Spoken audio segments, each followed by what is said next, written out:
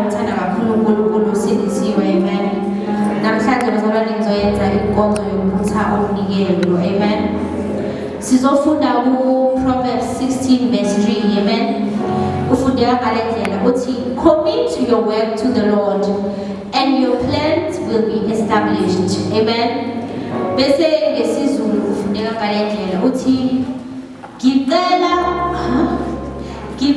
kuJehova imisebenzi yakho ukuze kuqiniswe amasu akho, amen.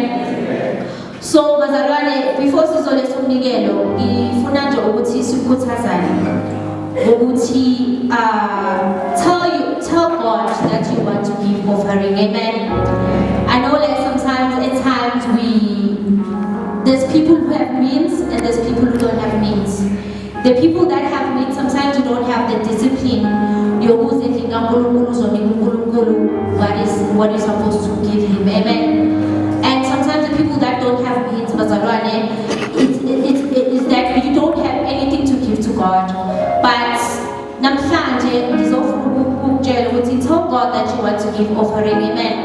If you don't have the means, to go to God and say to him, God, can you please give me the source that will make me to be able to give in your house, amen. When you have the means, you need to go and tell God that, God, can you please give me the discipline?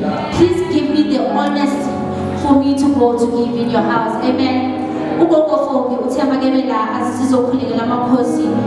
we must keep on praying, amen.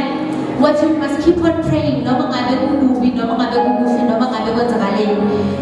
praying means we are talking to God, amen. You reap what you sow, amen. What you reap what you sow, amen. And also, I want us to also move to this thing of saying that I don't have money to give to God. You can give your time to God, amen. You can give your talent to God, amen. So,